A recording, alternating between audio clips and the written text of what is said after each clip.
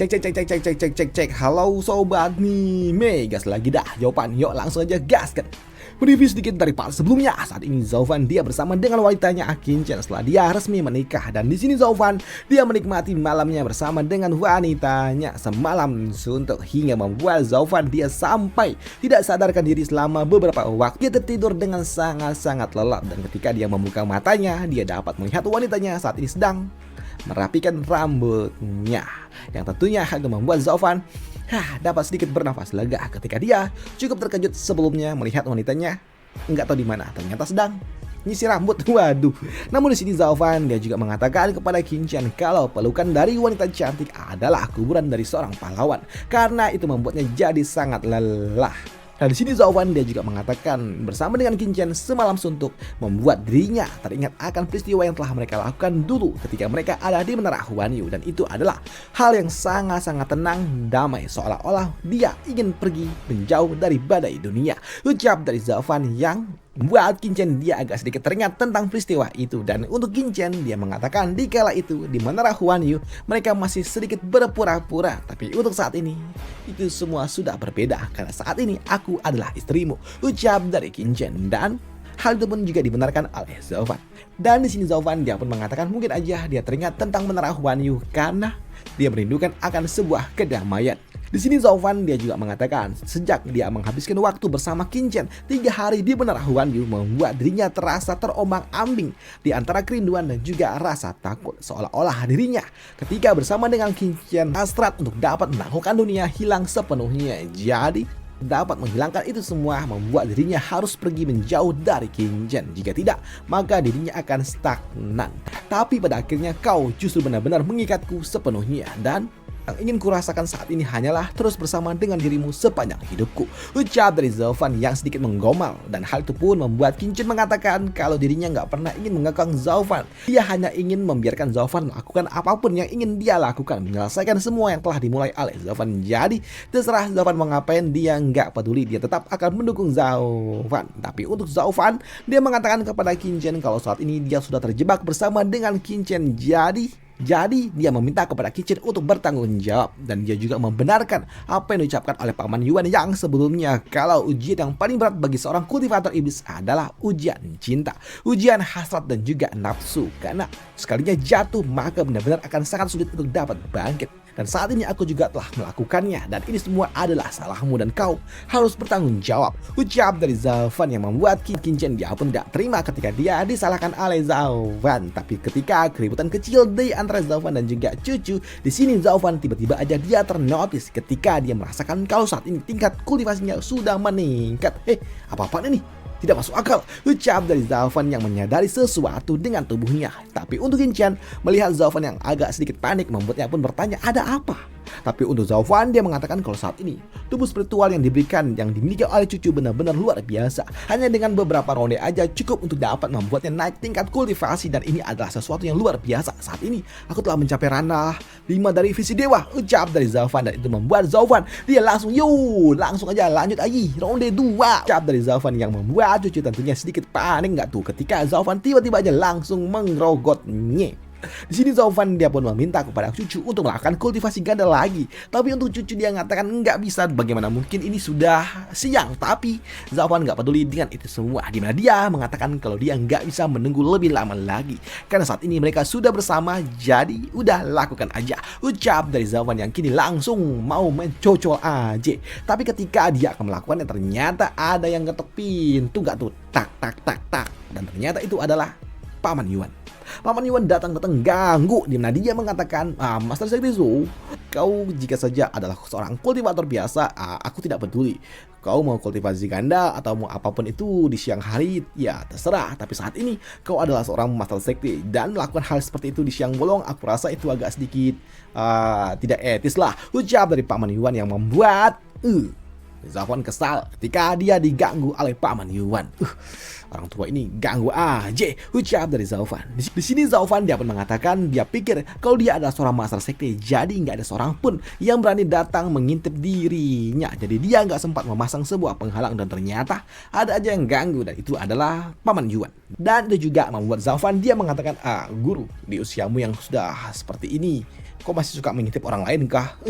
Kau sungguh memiliki hobi yang aneh, ucap dari Zaufan yang membuat Paman Yuan dia hanya dapat tersenyum, di mana dia mengatakan, tidak seperti itu, karena saat ini sudah waktunya bagi kau untuk dapat berangkat, ucap dari Paman Yuan yang tentunya membuat Zaufan bingung, berangkat kemana?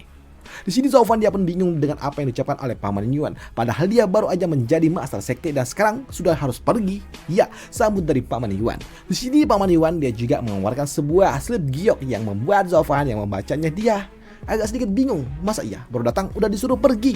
Dan untuk Paman Yuan dia mengatakan kepada Zaufan kalau mereka berdua telah mendapatkan sebuah keputusan dari kedua Supreme dan juga para tetua dari sekte Xuanlong, kalau Zaufan dan juga Qin Chen terpilih untuk menjadi murid yang akan berlatih di sekte Xuanlong. Dan ini adalah sebuah kesempatan yang luar biasa. Mungkin aja 20 atau 30 tahun lagi ketika kau kembali, kau akan menjadi orang yang berbeda. Kau akan menjadi seorang ahli yang sangat-sangat luar biasa. Kau akan menjadi seorang ahli yang sejati di wilayah barat ini. Dan saat itu, dan ketika kau kembali, maka sekte Moche kita benar-benar akan setara, akan benar-benar naik ke jajaran 3 sekte tengah, ucap dari Paman Yuan. Dan untuk Zaufan ketika dia melihat undangan itu, dia pun mengatakan apakah dia akan pergi bersama dengan para murid-murid yang lainnya seperti Wen Tao, Shi Tianxiang, ataupun yang lainnya seperti Yanmo, Wu Qingqiu, Yelin dan yang lainnya, apakah mereka semua juga akan pergi, ucap dari Zaufan. Dan hal itu pun dibenarkan oleh Paman Yuan.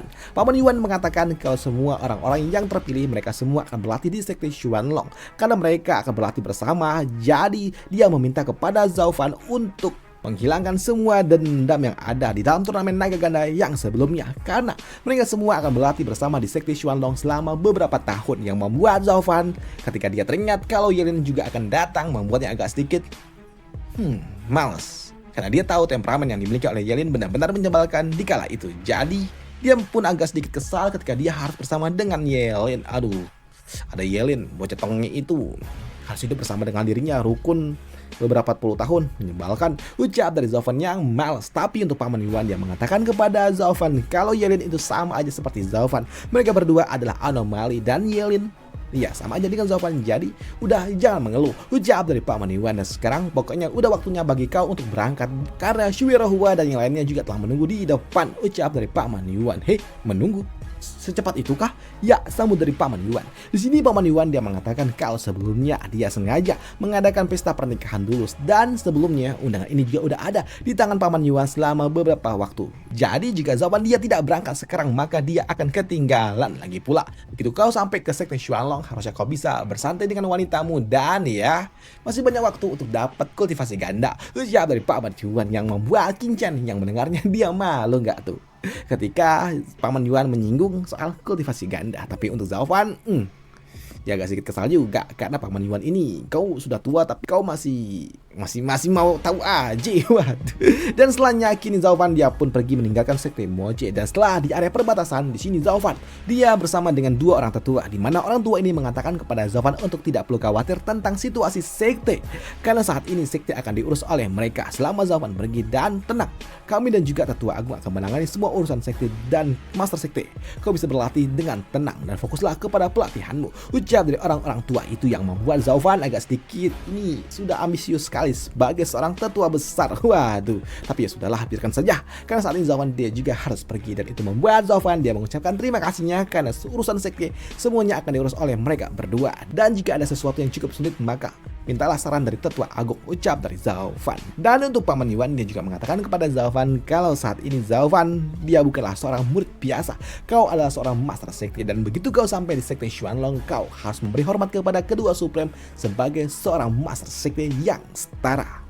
Aku yakin mereka akan memperlakukanmu dengan baik setelah mereka tahu status baru yang kau miliki, dan jangan pernah bertindak seenaknya, karena ingat, kau saat ini adalah seorang master sekte. Kau harus tahu akan sebuah etika, ucap dari Paman Yuan yang dipahami juga oleh Zaufan. Baiklah tetua agung, ucap dari Zaufan yang kini pergi meninggalkan sekte Moche. Dan setelah Zhaofan pergi, di sini kedua tetua ini mereka pun pergi meninggalkan Paman Yuan. Tetua Agung, kalau begitu kami berdua juga akan pergi, ucap dari orang tua itu.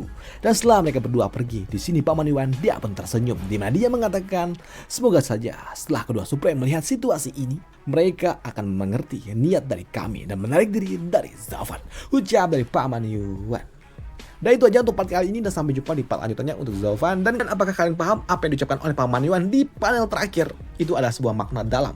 Karena sebelumnya seperti yang kita tahu, kalau kedua Supreme ingin membawa Zhaofan menjadi murid dari mereka, murid dari sekte Xuanlong. Tapi ketika Paman Yuan menjadikan Zhaofan sebagai master sekte dari sekte Moche, bagaimana mungkin sekte Xuanlong bisa membawa Zhaofan begitu aja ke sekte Xuanlong? Karena dia adalah seorang master sekte, jadi dia punya ikatan dengan sekte Moche, dan tentunya sekte Xuanlong gak akan mungkin bisa membawa mereka. Dan itulah alasan kenapa Paman Yuan dia menjadikan Zhaofan sebagai master sekte. Karena jika tidak, maka Zhaofan bisa diambil oleh sekte Xuanlong. Tapi ketika Zhaofan menjadi master sekte, gak akan mungkin mereka bisa mengambil Zhaofan begitu aja. Sungguh dalam pemahaman dari orang tua itu. Politiknya dalam banget. Dan itu aja untuk part kali ini, dan sampai jumpa di part lanjutannya. Dah, kalian harusnya paham kan kenapa Paman Yuan dia mendukung Zhaofan menjadi master sekte. Karena dia gak mau kehilangan Zhaofan. Karena dia tahu potensi yang dimiliki oleh Zhaofan luar biasa. Makanya dipaksanya Zhaofan jadi master sekte yang baru. Jika tidak, maka Zhaofan akan hilang dibawa oleh sekte Xuanlong. Dan Paman Yuan gak akan mungkin bisa menolak sekte Xuanlong. Jadi ya gitulah. Supaya nggak diambil, jadikan aja master sekte. Jadi nggak bisa diambil. Waduh. Udah itu aja untuk part kali ini, dan sampai jumpa di part lanjutannya. Bye. Thank you. Dan semoga aja masih bisa dinikmati.